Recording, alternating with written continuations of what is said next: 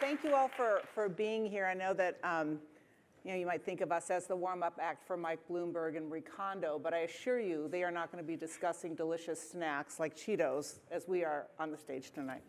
So we know the global food system accounts for about a third of gas emissions. I mean, the agriculture accounts for about a third of global gas emissions. Transportation, inputs into the ground.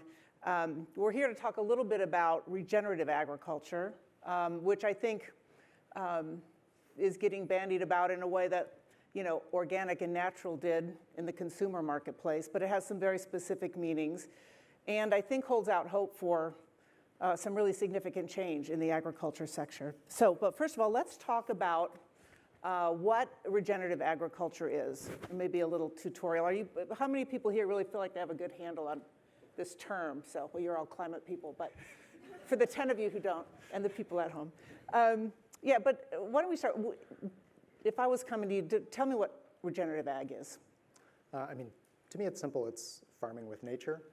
It's building up soil biology, building up the living things in the soil through practices like applying compost, planting cover crops and trees and perennials, reducing tillage, integrating managed livestock grazing. And so the practices are well known, but what's new is that there's a lot of recent biogeochemistry from places like UC Davis, UC Berkeley, that are finding that we can restore carbon in the soil very, very quickly, and that it turns into long-term carbon, heavy fraction and occluded carbon. Mm-hmm. And just quickly, is it measurable? I see a lot of numbers about this will put 10 million pounds of carbon. Do we have a good system to measure it at this point? We definitely do directionally. And so that's what's, I think, part of the challenge and some of the lack of scientific consensus is that, in one place with one weather pattern and one cropping system, it might be this number. In a different place, it might be a different number. Mm-hmm. It might be different from one year to the next. And so it's hard to kind of bank on it on one project at a time, but it is totally right and kind of real directionally. Mm-hmm. So it can be measured, situational dependent.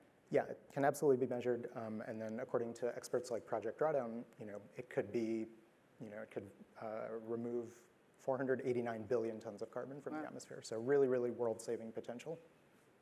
Jim, what do you think regenerative agriculture? How do you describe it when you're in your boardroom or to somebody funder you're talking to?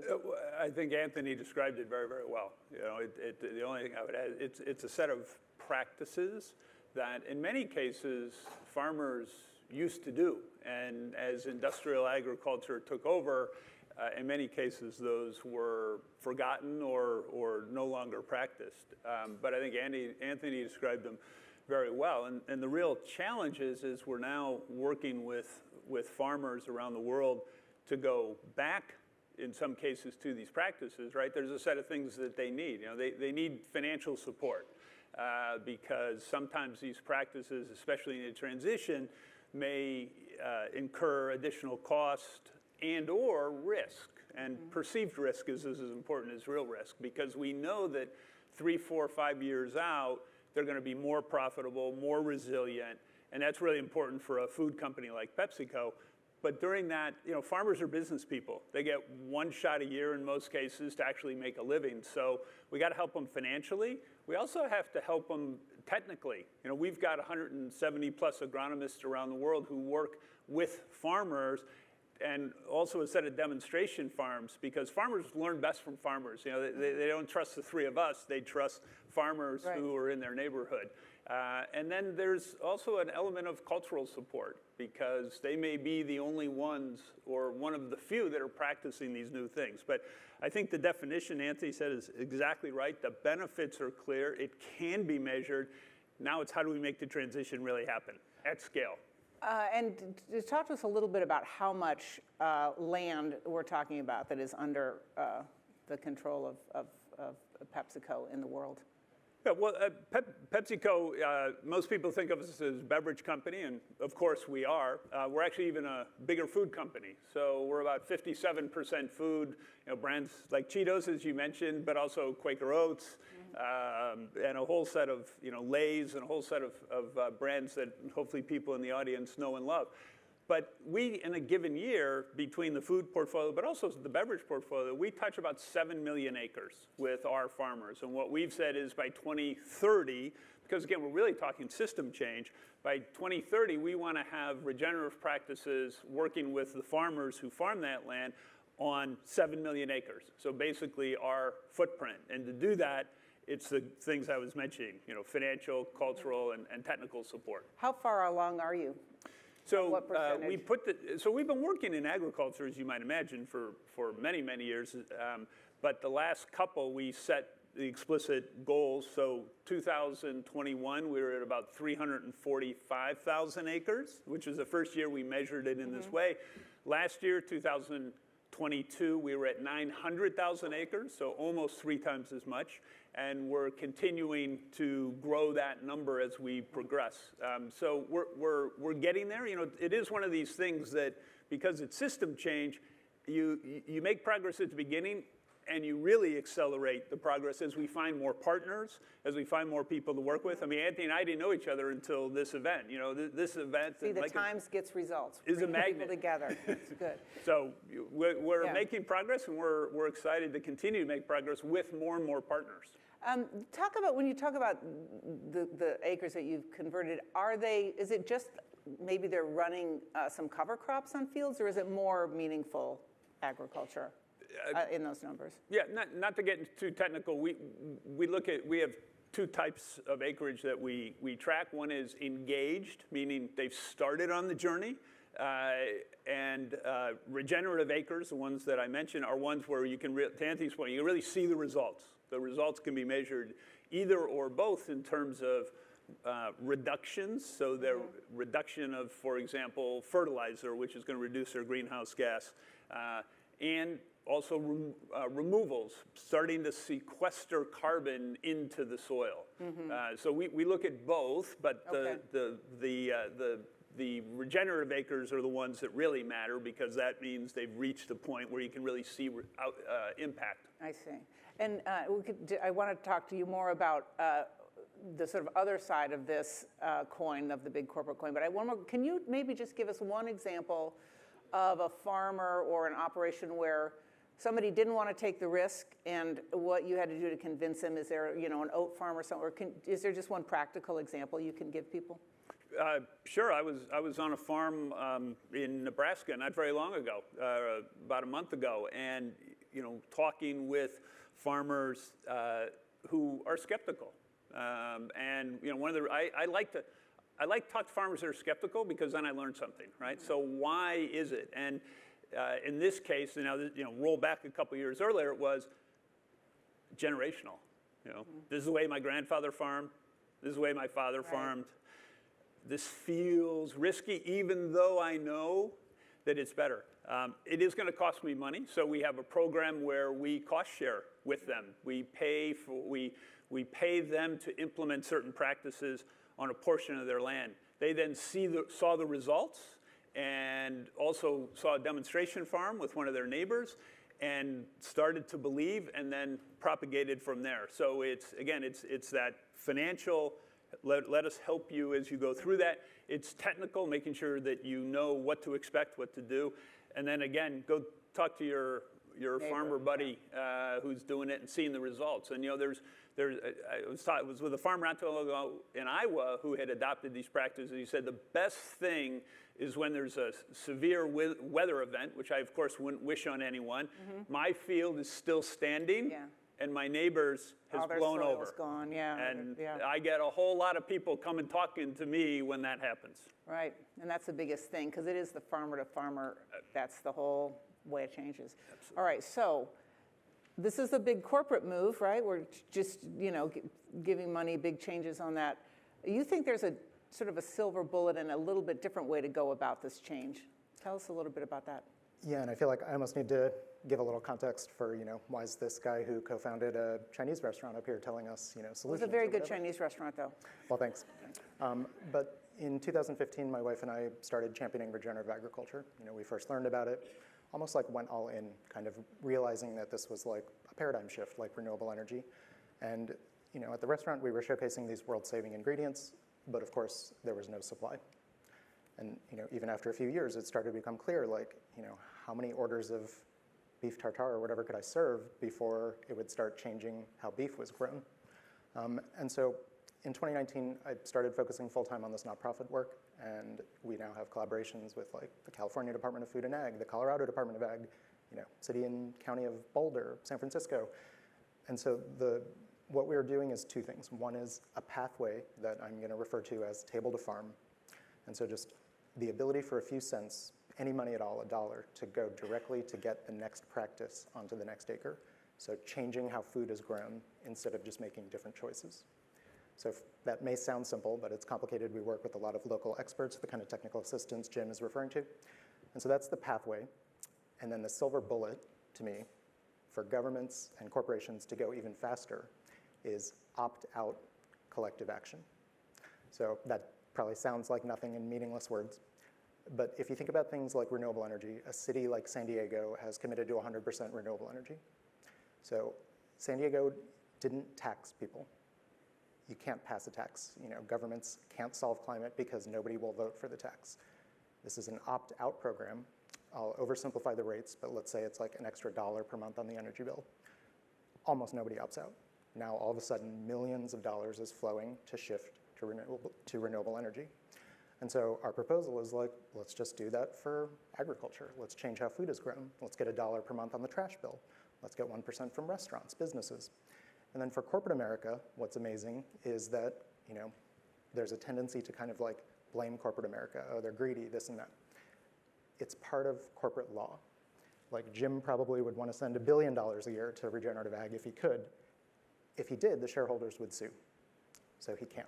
Corporations just can't. They're just like the government. They can't. Mm-hmm. And so what we're proposing is simply give people the option. So Zero Foodprint works with awesome chefs and Michelin stars and stuff, but also Subway sandwiches. Yeah, explain, you were talking about, like, how does this work? So you got you said to Subway, can you just throw this you're working with a franchise in a particular city, right? Yeah, so through a collaboration with Boulder County, we got on a call with the franchisee who runs all the Subway locations in Boulder. And, he's sending a couple cents per transaction. It's an optional fee. It says Restore Colorado at 1%. So you go buy a sandwich, 11 cents, let's say, is added. The customer can opt out, but he reports that after about 18 months at 5 locations, literally 0 customers have opted out. And so now this 11 cents comes to our nonprofit, and then we send 95% of it to farms and ranches to pay for the compost, to pay for the truck to get it out there, to pay for the cover crop seeds, the planting. And what's critical there is that, if Subway were collecting it for themselves, they would not have a way to get around shareholders. They would have to give the money to shareholders to profit. This is an option, like a tip. And so they have simply just made the option available to the customer. Again, it's an opt-out. Almost nobody notices, I would bet. But now all of a sudden, the floodgates are open. If Subway corporate did this, that would be $160 million a year. And they could use it to regenify their supply chain, reduce Scope 3 emissions, check all the boxes on ESG. It probably would be amazing marketing. So that's what keeps me optimistic, is that we could solve it with such simple choice architecture mechanisms. And according to research groups like Project Drawdown, 1% of GDP would actually be enough to lower global temperatures. So just going from 0 to 1. Some other experts maybe peg it at 2.5%, but 1% is a good start. From a corporate perspective, do you think this idea can work? I think from a consumer perspective, I find it very interesting and very powerful. And I as you, Anthony, was talking, I was thinking about other charities and other places, but they don't tend to be quite as systematic. So I think it's a very exciting idea that gets around a number of the challenges that face. And the money, the real key on any of the funding is that the money ends up going to the farmers, because they're the ones who have to be de-risked. They're the ones who have to make the investments. And so this sounds like a great way to do it. We don't spend billions. We do spend hundreds of millions.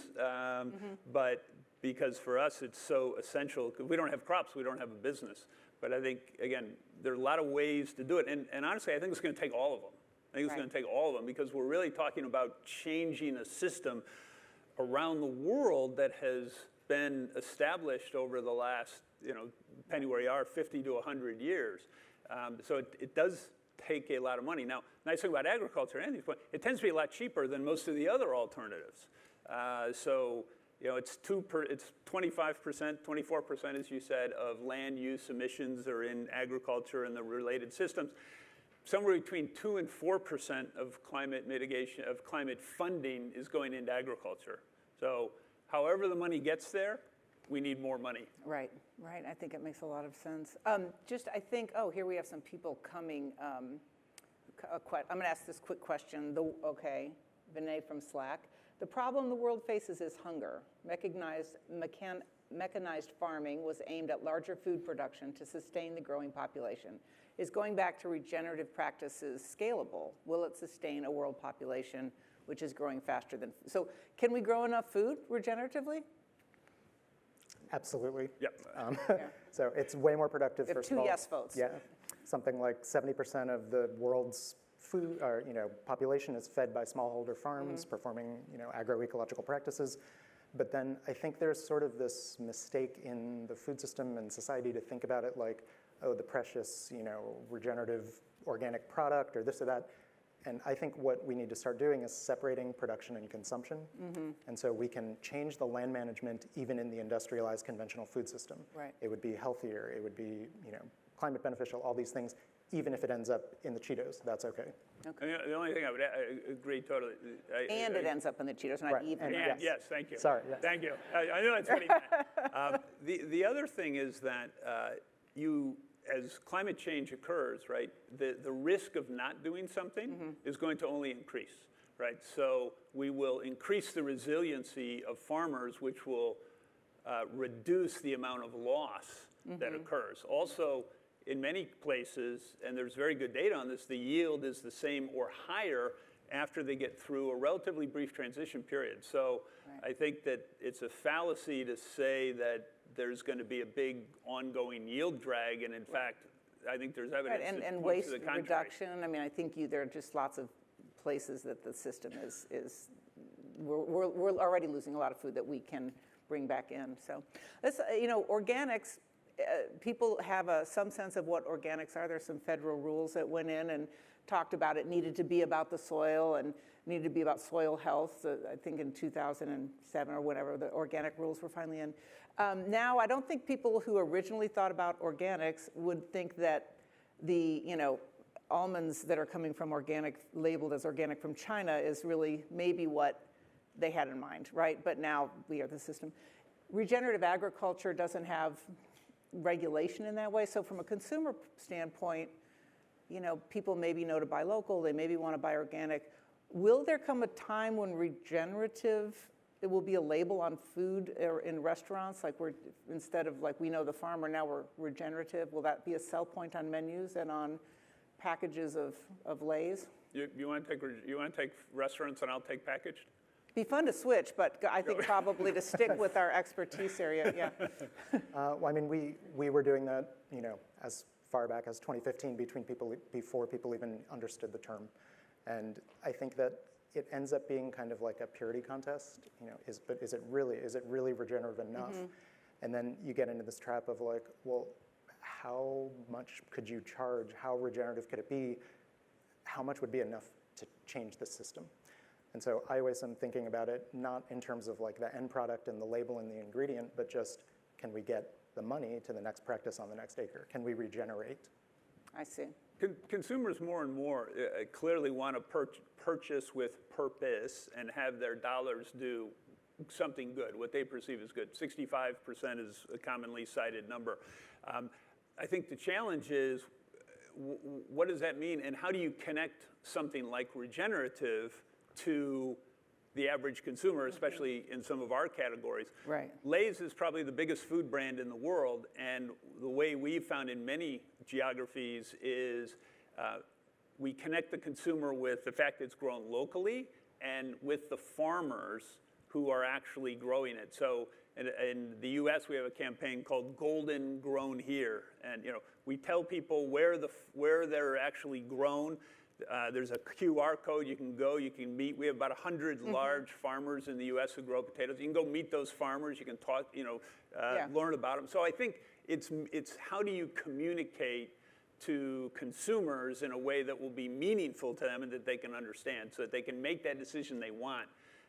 A label per se may or may not be the best way to do it, candidly. We're almost out of time, and I have one more question. I can't let you get off the stage without asking about plastics.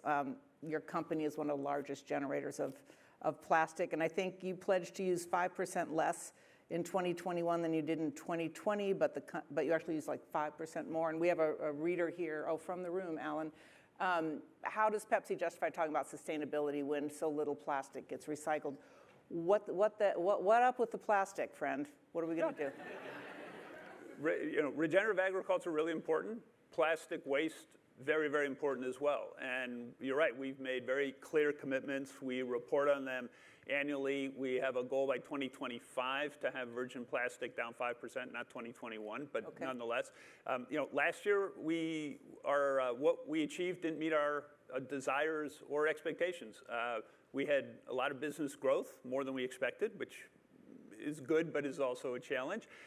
But also, there's some system challenges around things like recycling, right? And being able to address those challenges, we can't get enough recycled PET, for example. There are countries in the world where it is illegal to use recycled products. It's really about how do we address those. What are we doing? We just announced we're taking all those plastic rings that go on the top of multiple cans. We just announced we're taking all those out. We're the first beverage company in North America to commit to taking all of those out, replacing them with cardboard. 26 countries around the world, we have 100% recycled PET for at least some of our brands. We've invested over $100 million to recycling infrastructure to increase collection. We've had 2 green bonds, the most recent one, $1.25 billion. A big part of that is going to increase recycled content. So we're doing what we can in our supply chain and working to make the system changes to be able to move even faster. But again, sort of like agriculture we've been talking about, there's a whole lot that has to happen. And one of the things I've been doing this week is being involved in the UN treaty negotiations. We're in favor of a legally binding treaty that casts a broad net, brings people in, and makes sure that everybody plays their part in it. But we're talking system changes. That's why these take change. We're still very committed to our 2030 and 2040 goals. Are you popular in the boardroom with all this stuff when you go in? You're like, dude, we're getting rid of the plastic tops. They're like, yeah, no. It doesn't matter if I'm popular or not. What matters is can I get stuff done. Okay. And any last thought from you? I mean, we don't talk about plastics, but if there's any kind of thought forward, is any way people can get in touch with you or think about ways to work on regenerative agriculture funding through these mechanisms? Any last thoughts or? Yeah, absolutely. I mean, any individual, any foundation, any business, any government, we're standing by to kind of team up all the funds from across the value chain in the food system and start regenerating. And they can find you? We're at zerofoodprint.org. And to me, it's not a matter of how much does it cost, can we afford it? It's kind of a matter, to Jim's point, like, can we afford not to? Way to end. Thank you all for this.